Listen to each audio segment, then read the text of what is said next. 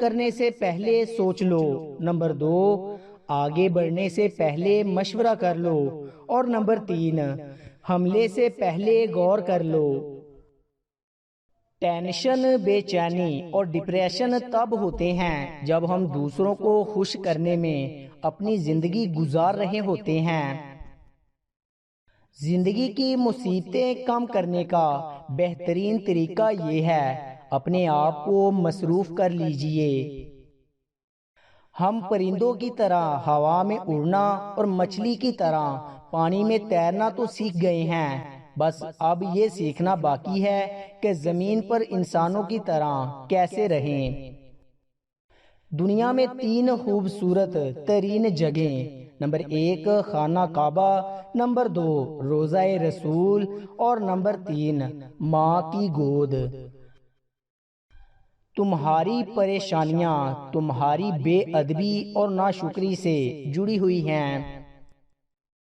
دعا کے وقت آنکھوں کا بھر آنا قبولیت کی سب سے بڑی دلیل ہے۔ لوگوں پر ایک زمانہ ایسا آئے گا کہ روپیہ کے بغیر کوئی چیز کام نہ دے گی۔ اللہ تعالیٰ کو زبان اور دل کا سخت ہونا پسند نہیں، اس لیے اللہ تعالیٰ نے ان دونوں کو بغیر ہڈی کے بنایا ہے۔ جب عقل مند بوڑھا ہوتا ہے تو اس کی عقل جوان ہو جاتی ہے، اور جب جاہل بوڑھا ہوتا ہے تو اس کی جہالت جوان ہو جاتی ہے۔ ہم لوگ نیک بننا نہیں، صرف نیک دکھنا اور نیک کہلانا چاہتے ہیں، اور یہ منافقت کا سب سے اعلیٰ درجہ ہے۔ جب رب راضی ہونے لگتا ہے تو بندے کو عیبوں کا پتہ چلنا شروع ہو جاتا ہے، اور یہی اس کی رحمت کی پہلی نشانی ہوتی ہے۔ یقین جانو کہ اللہ تعالیٰ زیادتی کرنے والوں کو پسند نہیں کرتا۔ نیک عورت اگر خود کو مضبوط بنا لے تو اللہ پاک اس کی عزت کو ہمیشہ پردے میں رکھتا ہے۔ جن گھروں کے فیصلے عورتیں کریں بربادی ان کا مقدر ہوتا ہے۔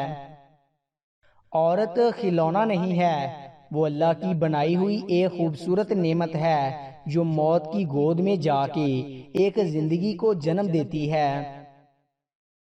صبح کی نیند انسان کے ارادوں کو کمزور کرتی ہے۔ منزلوں کو حاصل کرنے والے کبھی دیر تک سویا نہیں کرتے۔ غریبوں کی ہائے اور فارغ لوگوں کی رائے کبھی نہیں لینی چاہیے۔ اس دن تمہاری سب پریشانیاں ختم ہو جائیں گی، جس دن تمہیں یہ یقین ہو جائے گا کہ ہر کام اللہ پاک کی مرضی سے ہوتا ہے۔ اگر رزق عقل و دانش سے ملتا تو جانور اور بے وقوف بھوکے مر جاتے۔ درخت سے گرنے والا کوئی پتا بھی ایسا نہیں جس کا اللہ کو علم نہ ہو۔ پتا ہے اللہ کو منانا بہت آسان ہے، ایک سجدہ اور چند آنسو اور بس وہ 2 جہانوں کا بادشاہ راضی ہو جاتا ہے۔ فضول گفتگو سے 2 قسم کے لوگ ہی بچ سکتے ہیں، ایک جس میں علم کی کثرت ہو اور دوسرا جس میں ذکر کی کثرت ہو۔ 4 خوبیاں انسان کو باکمال بنا دیتی ہیں: ٹھنڈا دماغ، میٹھی زبان، نرم دل اور چہرے پہ مسکراہٹ۔